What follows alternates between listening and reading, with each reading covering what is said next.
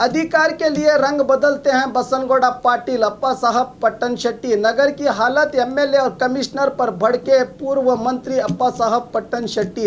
ऐतिहासिक शहर बीजापुर में आज हर तरफ सड़कें खराब हैं, हर तरफ गंदगी, लोग पानी की समस्या से जूझ रहे हैं, मगर नगर विधायक और महानगर पालिका कमिश्नर को कोई फिक्र नहीं। अगर इन दोनों से कुछ नहीं होता तो हम सार्वजनिक ही मिलकर रास्तों के गड्ढों को भरने का काम करेंगे। आज बीजापुर में मीडिया से बात करते हुए बीजेपी के पूर्व सचिव अप्पा साहब पट्टन शेट्टी ने नगर विधायक बसनगौड़ा पाटिल यत्नाड़ पर निशाना साधते हुए कहा कि यत्नाड़ को पहले बीजापुर नगर की अभिवृद्धि के लिए काम की तरफ ध्यान देना चाहिए। बाढ़ पीड़ितों के लिए आवाज उठाने वाले ये और भी कई संस्थाओं ने बाढ़ पीड़ितों के लिए अब तक क्या किया।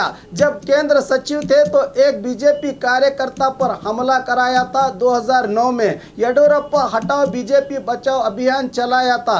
जेडीएस में थे तो दिन रात येडियुरप्पा को गालियां देते थे। येडियुरप्पा के बाद बीजेपी में मैं ही हूं ऐसा समझकर लाल जैकेट पहनकर भागदौड़ कर रहे हैं। पहले गाली गलौज करना, फिर पांव पकड़ लेना इनकी पुरानी आदत है, कहा अप्पा साहब पट्टन शेट्टी ने। ಎರಡನೇ ಸ್ಥಾನ ನಾನೇ ಯಡಿಯೂರಪ್ಪ ನಂತರ ಅಂತ ಹೇಳ್ಕೊಂಡು ಒಂದು ಹೇಳಿಕೆ ಕೊಟ್ಟೆ ಇಲ್ಲ ಹೇಳತ್ತಾರ.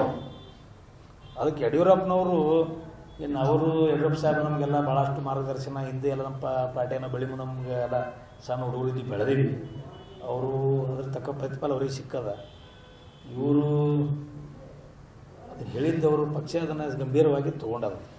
ಅಷ್ಟು ಹಗುರವಾಗಿ ತೊಗೊಂಡಿಲ್ಲ ಪಕ್ಷ, ಅದನ್ನು ಗಂಭೀರವಾಗಿದೆ. ಯಾಕಂದ್ರೆ ಇವರು ನಾನು ಹೇಳಿಕೆ ಕೊಡ್ಲಿಕ್ಕಂದ್ರೆ ಯಡಿಯೂರಪ್ಪನ 15ನೇ ರಾಜೀನಾಮೆ ಕೊಡ್ತಿದ್ರು ಅಂತ ಒಂದು ಹೇಳಿಕೆ ಕೊಟ್ಟದ್ದು ಇದು ಭಾಳಷ್ಟು. ಯಾಕಂದರೆ ಇದು ಸಣ್ಣ ಸ್ಟೇಟ್ಮೆಂಟ್ ಅಲ್ಲ, ಇದು ಕೊಡಬಾರ್ದು. ಕಾರ್ಯಕರ್ತರಿಗೆ ಗೊಂದಲ, ಕಮ್ಯುನಿಟಿ ಒಳಗೆ ಗೊಂದಲ ಆಗ್ತದೆ. ಇವ್ರು ಲಿಂಗಾಯತರು ತುಳಿತಾ ಇದಾರೆ ಅಂತ ಹೇಳಿಕೆ ಕೊಟ್ಟಿರ್ತಾರೆ. ಇದು ಪಕ್ಷ ಲಿಂಗಾಯತರದು, ಎಸ್ ಸಿಗಳದು, ಬ್ರಾಹ್ಮಣರದ್ದು ಪಕ್ಷ ಅಲ್ಲ. ಇದು ಭಾರತೀಯ ಜನತಾ ಪಕ್ಷ, ಅದು ಒಂದು ರಾಷ್ಟ್ರೀಯ ಪಕ್ಷ ಅನ್ನುವಂಥ. ಯಾಕಂದರೆ ಇದು ಎಲ್ಲರೂ ಇದು ನಮ್ಮ ಪ್ರಾದೇಶಿಕ ಪಕ್ಷ ಅಲ್ಲ. ಅದು ಅದನ್ನು ಸುಳ್ಳೆ. ಈಗೇನು ಹೇಳಿದ್ರಲ್ಲ ಇದು ಸುಳ್ಳೆ. ಬೇಕಾದ್ರೆ ಯಾವಾಗ ನೀವು ಮೀಡಿಯಾದ ಹಿಂದೆ ನಿಮ್ಗೆ ಕಂಪ್ಯೂಟರ್ಗೆ ಹೊಡೆದು ತೆಗೆದು ನೋಡ್ರಿ, ನಾನು ಮುಖ್ಯಮಂತ್ರಿ ಅಂತ ಹೇಳಿದ್ದದವ, ನಾನು ಮುಖ್ಯಮಂತ್ರಿ ಅಂತ ಹೇಳಿದವರು ಇದನ್ನು ಸುಳ್ಳು ಹೇಳ್ಯಾರ ಅವರು. ಅದಕ್ಕೆ ಟೋಟಲಿ ಬೋಗಸ್ ಒಳಗೆ ಅವ್ರು ಬೆಳಿಬೇಕತ್ತಾರ. ಅವ್ರು ಬರ್ದಾರ ಅಂತ ಹೇಳಿ ನಾನು ಪತ್ರಿಕೆ ಓದಿದ್ದೀನಿ. ಶ್ರೀಶೈಲದವ್ರು ಜಗದ್ಗುರು ಅದಾರ, ಅವರು ದೊಡ್ಡ ಪೀಠದ ಸ್ವಾಮಿಗಳು ಅದಾರ. ಬರ್ದಾರು ಅವ್ರಿಗೆ ಯಾರು ಹೋಗಿಂದ ಬರ್ಸ್ಯಾರೋ ಅಥವಾ ಅವ್ರಿಗೆ ಗೊತ್ತಾಗಲಾರ ಬರ್ದಾರ, ಅದು ನಾವು ಕೇಳ್ಕೊ ಅದ್ರ ಬಗ್ಗೆ ಮಾತಾಡೋದು ಸರಿ ಅನ್ಸುತ್ತೆ. ಅದ್ರ ಬಗ್ಗೆ ಏನು ಮಾತಾಡೋಕೆ ಹೋಗಲ್ಲ. ಇದು ರಾಜಕಾರಣ ವ್ಯವಸ್ಥೆ, ರಾಜಕಾರಣದಲ್ಲಿ ನಡೀತಾ ಇದೆ. ಆದರೆ ಶ್ರೀಶೈಲ ಜಗದ್ಗುರು ಯಾಕೆ ಬರೆದಿದಾರ ಏನು ಅನ್ನುವಂಥದ್ದು ಅಥವಾ ಬರ್ದಾರೋ ಇಲ್ಲೋ ಇನ್ನೂ ಅದನ್ನು ನನ್ನ ಗಮನಕ್ಕೆ ಬಂದಿಲ್ಲ. ಅದು ನೋಡ್ಕೊಂಡು ಮಾತಾಡ್ತೀನಿ. ಸಂತ್ರಸ್ತರ ಸಿಂಪತ್ತಿಯನ್ನು ರಾಜಕೀಯವಾಗಿ ಬಳಕೆ ಆಗಬಾರ್ದು ಅನ್ನೋಂಥ ನಂದು. ನೆರೆ ಸಂತ್ರಸ್ತರ ಸಿಂಪತ್ತಿ ಬಗ್ಗೆ ರಾಜಕಾರಣಕ್ಕೆ ಬಳಕೆ ಆಗಬಾರ್ದು. ನೆರೆ ಸಂತ್ರಸ್ತರ ಸಿಂಪತ್ತಿ ವ್ಯಕ್ತಪಡಿಸೋ ಪ್ರತಿಯೊಬ್ಬರ ಕರ್ತವ್ಯ.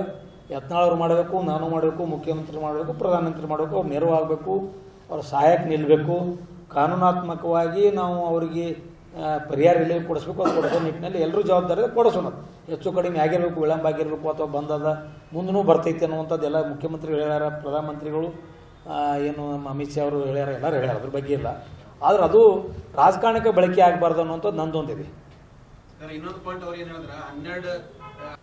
ಮುಂದೆ ಇಬ್ಬರಿಗೆ ಬಿದ್ದರು, ಹೊಳ್ಳಿ JDSಗೆ ಹೋದ್ರು, JDSಗೆ ಹೋಗಿ MLAಗೆ ಬಿದ್ದರು. ಅಂದ್ರೆ ಎಲ್ಲಿ ಯಾವಾಗದು ಎಲ್ಲಿ ತಾಕತ್ತು ತೋರಿಸ್ಯಾರ ಇವರು. ಅದ್ರ ಕಾರ್ಯಕರ್ತರು ಪಾಪ ಈಗ ಹೊಸದಾಗಿ ಗೊತ್ತಿರಂಗಿಲ್ಲ. ಈಗ ನಿನ್ನೆ ಮೊನ್ನೆ 2 ವರ್ಷ 3 ವರ್ಷದಿಂದ ಬಂದವ್ರು ಏನೂ ಗೊತ್ತಿರೋದಿಲ್ಲ. JDSನ ಇದ್ದಕ್ರೆ ಏನು ವರ್ತನೆ ಇತ್ತು, ಅವಾಗ ಯಡಿಯೂರಪ್ಪನವ್ರು ಎಷ್ಟು ಬೈದರು. ಇವರು 2009ರಾಗ ನಿಮ್ಗೆ ನೆನಪಿರ್ಬೇಕು ಯಾರಿಗಾರು. 2009ಕ್ಕೆ ಯಡಿಯೂರಪ್ಪ ಹಟಾವ್ BJP ಬಚಾವ್ ಒಂದು ಆಂದೋಲನ ಮಾಡ್ತಿದ್ರು. 8-9 ಇರ್ಬೋದು, ನೆನಪರ ಇಸ್ವಿ. ನೀನು ರಾತ್ರಿ ನೆನಪತ್ತು ನನಗೆ. ಯಡಿಯೂರಪ್ಪ ಹಟಾವ್ BJP ಬಚಾವ್ KGP ಹೋದಾಗ ಅಂದರು. ಅವಾಗ ಏನು ಬೇಕಾದ ಬಾಯಿ ಬಂದಾಗ ಮಾತಾಡ್ಯಾರ, ಅದು ಮಾತು ಬೇರೆ.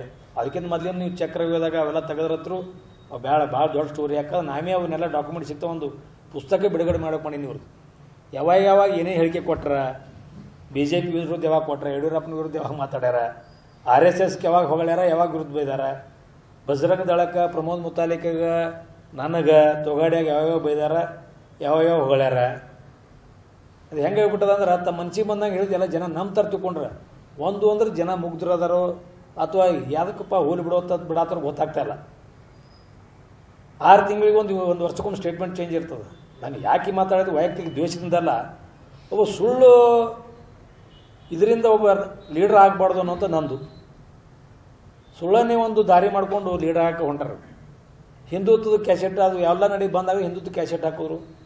JDS ಇದ್ದಕ್ಕೆ ಏನು ಭಾಷಣ ಮಾಡ್ತಿದ್ರು ಇವರು, ಎಷ್ಟು ಮಂದಿ ಬಾಂಧವ್ರ ಜೊತೆ ಇವರು ಸಂಬಂಧ ಇಟ್ಟು ಊಟಕ್ಕೆ ಹೋಗ್ತಿದ್ರು, ಅವ್ರ ಮನೆಗೆ ಭೇಟಿ ಆಗ್ತಿದ್ರು. ಅಥವಾ ಇವರು ಸ್ವತಃ MP ಇದ್ದಕ್ರೆ ತೊಗಡ್ಯಾಕೆ ಟೀಕೆ ಮಾಡಿದ್ದು ನಮ್ಮ ಕಡೆ ಉದಾಹರಣೆಗಳದಾವ. ಮುತಾಲಿಕರು ಬೈತಿದ್ರು, ಕಲ್ಲು ಒಕ್ಕೊತ್ತ ಅಡ್ಯಾಡ್ತಾರದು ನನಗೆ ಬೈತಿದ್ರು. 99 ಎಲೆಕ್ಷನ್ ಇತ್ತು ಬಿದ್ದಕ್ರೆ ಇವೆಲ್ಲ ಬಿಜಾಪುರ ಭಾಳ ಮಂದಿ ನೆನಪಾರಿಲ್ಲ. ಇನ್ನೇನು ಪ್ರಶ್ನೆ ಮಾಡಲ್ಲ. ಯಾಕೆ ಪ್ರಶ್ನೆ ಮಾಡಲ್ಲ ನನಗೆ ಗೊತ್ತಾಗ್ತಾ ಇಲ್ಲ. ಏನು ಇವ್ರು ಹೆದರ್ತಾರೋ ಮಾಡ್ತಾರೋ ಗೊತ್ತಾಗಲ್ತು. ನಾನಂತೂ ಹೆದರಂಗಿಲ್ಲ. ಪ್ರಸಂಗ ಬಂದಕ್ಕೆ ನಾನು ಹಿಂದಕ್ಕೂ ಕಡೋ ಸಾಕಷ್ಟು ಸಲ ಪತ್ರಿಕೆ ಮಾಧ್ಯಮಕ್ಕೆ ಅವರು ಏನಾದರೂ ಹೇಳಿಕೆ ಕೊಟ್ಟಾಗ ಸಂಘಕ್ಕೆ ಅಥವಾ ಸಂಘದ ನಾಯಕರಿಗೆ ಬೈದಾಗ ನಾನು ಅವಾಗ ಕೇಳಿದ್ದೀನಿ, ಮಾತನಾಡಿದ್ದೀನಿ. ಮುಂಜಾನೆ ಕೂಡ ಒಂದು ಸಲ ಟೈಮ್ ಬರಲಿ, ಇದಕ್ಕೆ ನಾನು ವೇಟ್ ಮಾಡ್ತಾಯಿದ್ದೀನಿ, ವೇಟ್ ಮಾಡತ್ತೀನಿ. ಇದಕ್ಕೆ ಒಂದು ಸಲ ಯಾವಾಗ ಯಾವ ಇಸ್ವಿಗೆ ಎಲ್ಲೆಲ್ಲಿ ಮಾತಾಡ್ಯಾರ, ಏನೇ ಮಾತಾಡ್ಯಾರ ಅನ್ನೋಂಥದ್ದು ನಾನು ಇನ್ನೊಮ್ಮೆ ಬಹಿರಂಗವಾಗಿ ಅದನ್ನು ಹೇಳೋದಿಲ್ಲ. ಯಾಕಂದ್ರೆ ಸುಳ್ಳು ಒಮ್ಮೆ ಜಾತ್ಯತೀತ ಲೀಡರ್ ಅಂತೇಳಿ JDSನ ಹೋಗೋದು. ದೇವೇಗೌಡರು ಇವ್ರು ಹೇಳಿದ್ರು, ದೇವೇಗೌಡರು ಹೇಳಿದ್ರತ್ತ ನನ್ನ 2 ಕಣ್ಣು, ಒಂದು ಕುಮಾರಸ್ವಾಮಿ ಬಸವನಗೌಡ 2 ಕಣ್ಣು ಅಂತ ಹೇಳಿದ್ರಂತೇಳಿ ಇವರು ನನ್ನ ತಂದೆ ಸಮಾನ ಇವ್ರಿಗೆ ಭಾಷಣ ಮಾಡೋದು. ಅವ್ರು ಭಾಷಣ ಮಾಡೋಕ್ಕೆ ಇದಕ್ಕೆ ಏನು ಯಾವಾಗ ಏನು ಬೇಕಾದ್ರೆ ಮಾಡಿ ಜನರು ಚಪ್ಪಾಳೆ ಹೊಡೆಸ್ಕೊಳ್ಳೋ ಲೀಡರ್ ಆಗ್ತಾರೆ ಅಂದಂಗೆ ಆಯ್ತು. ನಮ್ಮಂಥವ್ರು ಮಾತಾಡ್ಲಾರ್ರಿ ಕೆಲಸ ಮಾಡಿದ್ರು ಮಾಡಿದ್ದು ಮಾಡೋದು ಹೇಳೋಂಗಿಲ್ಲ ನಾವು. ಅಕಸ್ಮಾತ್ ನಾವು ಏನಾದರೂ ಸಾರ್ವಜನಿಕ ನಮಗೆ ಆಕ್ರೋಶ ವ್ಯಕ್ತಪಡಿಸಿದ್ರು ನಾವು ಅದನ್ನು ಸಲಹೆ ಸ್ವೀಕಾರ ಮಾಡಿ ನಾನು ಎಂದೂ ಅವ್ರಿಗೇನೂ ಅಲ್ಲಕ್ಕೆ ಹೋಗಿಲ್ಲ. ಅದನ್ನು ನಾವು ನಮ್ಮ ನಾಲೆಜ್ಗೆ ಇಟ್ಕೊಂಡು ಕೆಲಸ ಮಾಡೀವಿ. ಅದಕ್ಕೆ ಇವರು ಹೇಳ್ತಾರೆ ಮೋದಿಗೆ ನಾ ಏನೂ ಒಂದಿಲ್ಲ, ಮತ್ತು ಮೋದಿನ ಹುಲಿ ಅಂತ ಕೇಳ್ತಾರೆ, ಪವರ್ ಸೆಂಟ್ರ್ ಅಂತ ಕೇಳ್ತಾರೆ. ಮೋದಿ ಯಡಿಯೂರಪ್ಪನವ್ರಿಗೆ ಯಾಕೆ ಕಾಡಿಸ್ತಾರೆ, ಆ ಬಾಂಗ್ಲಾದೇಶರಿಗೆ ಇವರಿಗೆ ಮುಖ್ಯಮಂತ್ರಿ ಭೇಟಿ ಆಗ್ತೀವಿ, ಇವ್ರಿಗೆ ಭೇಟಿ ಅಂತ ಕೇಳ್ತಾರೆ. ಅವ್ರಿಗೆ ಪ್ರಶ್ನೆ ಮಾಡ್ತಾರೆ, ನಾ ಏನೋ ಒಂದಿರ ಅಂತ ಹೇಳ್ತಾರೆ. ಇದೇನು ದೊಡ್ಡ ರಾಜ್ಯದ ಮತ್ತು ದೇಶದ ನಾಯಕರಿಗೆ ದಡ್ರಿಲ್ಲ. ಇವ್ರು ಹೇಳ್ದಂಗೆ ಇವ್ರು ಹೆಂಗೆ ಬೇಕಾದಂಗೆ ಮಾತಾಡ್ದಂಗೆ ಅವ್ರು ಸ್ವೀಕಾರ ಮಾಡೋಕ್ಕೆ ಅದ್ರ ಬಗ್ಗೆ ಮಾತಾಡ್ಕೋಲ್ಲ. ಅದು ರಾಜ್ಯದ್ದು ದೇಶಕ್ಕೆ ಹೋಗ್ಬಿಟ್ಟದ. ಈಗ ಯಾಕೆ ಸೆಂಟ್ರಲ್ ಶಿಸ್ತು ಕಮಿಟಿ ಅಲ್ಲಿಗೆ ಹೋಗ್ಬಿಟ್ಟದ. ಅದು ಅವ್ರಿಗೆ ಏನು ಉತ್ತರ ಕೊಡ್ತಾರೋ ಏನು ಶಿಫ್ಟ್ ಮಾಡಿ ಒಂದು ಅಂದ್ರೆ ಇವರು ಸಂದರ್ಭಕ್ಕೆ ಬಂದಂಗೆ ಹೆಂಗೆ ಬೇಕಾದಂಗೆ ಹೇಳಿಕೆ ಕೊಡುವಂಥದ್ದು. ಈ ಪ್ರವಾದ ನಾನೇ ಮಾಡಿ ತಿಳ್ಕೊಳ್ಳೋ ಸಂಬಂಧ ಮಾಡೋದು, ಪ್ರವಾದ ತ್ರಾಸಿದ್ದಾಗ ಅವ್ರ ಕಡೆ ಹೋಗಿ ಭೇಟಿ ಆಗಕ್ಕೆ ಹೋಗಂಗಿಲ್ಲ. ಹಿಂದೂಗಳ ತೊಂದರೆ ಇದ್ದಾಗ ತಮ್ಮ ಅಧಿಕಾರ ಇದ್ದಾಕರ MP ಇದ್ದಾಕರ ಯಾವುದೇ ರೀತಿ ಹಿಂದುತ್ವ ಸಂಘಟನೆ ಸಪೋರ್ಟ್ ಮಾಡದೆ ಕೊಂಡ್ರೋದು. ಅಧಿಕಾರ ಹೋದ ಕೂಡಲಿನ ಅಧಿಕಾರಕ್ಕೆ ಸಂಬಂಧ ಒಮ್ಮೆ ಹಿಂದುತ್ವ ಅಂತೇಳಿ ಭಾಷಣ ಮಾಡ್ಕೊಂಡು ಚಾಲೂ ಮಾಡಿಬಿಡೋದು. ನಾವು ಗಜಾನ ಉತ್ಸವ ಮಂಡಳ ಮಾಡೋ ಮುಂದಾಗ ಮತ್ತು ತಾವೊಂದು ಗಜಾನ ಉತ್ಸವ ಮಂಡಳ ಮಾಡಿ ಅದಕ್ಕೊಂದು ಏನು ಹೇಳಿಕೆ ಕೊಡೋದು. ಹವಾ ಮಾಡ್ಕೊಳ್ಳೋ ಸಂಬಂಧ ಗಜಾನ ಅನ್ನೋದು ಪರ್ಮಿಷನ್ ತೊಗೊಳಕ್ಕೆ ಹೋಗ್ಬೇಡ ತಕ್ಷಣ ಆ ನಾಲೆಜ್ ಇರಲಾರ ವ್ಯಕ್ತಿಗತ ಹೇಳೋದು. ಮುಂದೆ ಸರಳ ನಾನು ಪರ್ಮಿಷನ್ ತೊಗೊಳಕ್ಕೆ ಅವಕಾಶ ಮಾಡಿಕೊಟ್ಟಿನಿ ಅಂತ ಹೇಳೋದು. ಸರಳ ಪರ್ಮಿಷನ್ ನಾವು ಮೊದಲೇ ಮಾಡಿಕೊಟ್ಟಿದ್ದು ನಿಮಗೆಲ್ಲ ಗೊತ್ತದು. 10 ವರ್ಷದಿಂದ ಸರಳವಾಗಿ ಒಂದೇ ಕಡೆ ಪರ್ಮಿಷನ್ ತೊಗೊಂಡು ಎಡ್ತಾಕ್ಬಾರ್ದು ಕಾರ್ಯಕರ್ತ ಅದು ನಾವು ಮಾಡೀವಿ. ಅಂದರೆ ಏನಾಗ್ಬಿಟ್ಟದ ಅಂದ್ರೆ ಪ್ರತಿಯೊಂದು ಕೂಡ ಮಾತುಗಳ ಮುಖಾಂತರನೇ ಎಲ್ಲವೂ ಸಾಧಿಸಬೇಕು, ಎಲ್ಲವೂ ಸಾಧಿಸ್ತೀನಿ ಅನ್ನುವಂಥ ಏನು ಇವರು ಹುಚ್ಚು ಹುಂಬುಗಾರಿಕೆ ಮಾಡ್ತಿದ್ರೆ ಇದು ಭಾಳದಷ್ಟು ದಿವಸ ನಡೆಯಂಗಿಲ್ಲ. 100%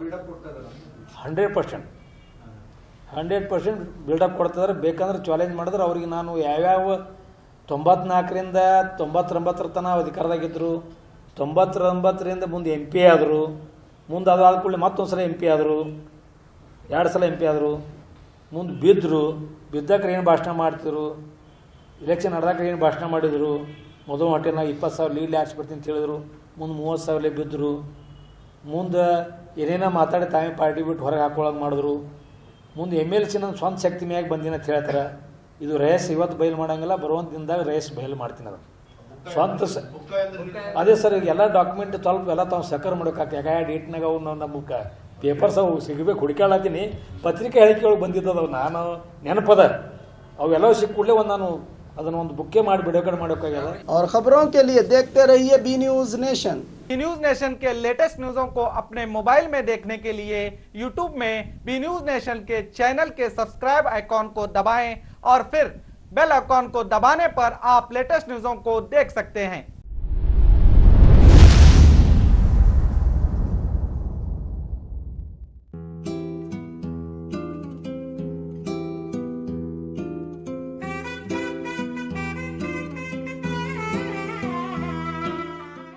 ಪ್ರತಿ ವರ್ಷದಂತೆ ಈ ವರ್ಷವೂ ಸಹ ಸರ್ವಧರ್ಮ ಸಾಮೂಹಿಕ ವಿವಾಹ ನಡೆಯಲಿದೆ.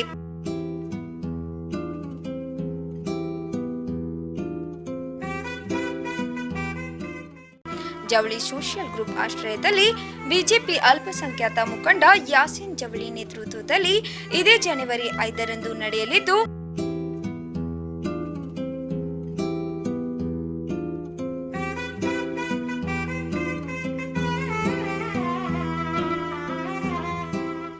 ಹೆಚ್ಚಿನ ಸಂಖ್ಯೆಯಲ್ಲಿ ನೋಂದಣಿ ಮಾಡಬೇಕಾಗಿ ವಿನಂತಿ.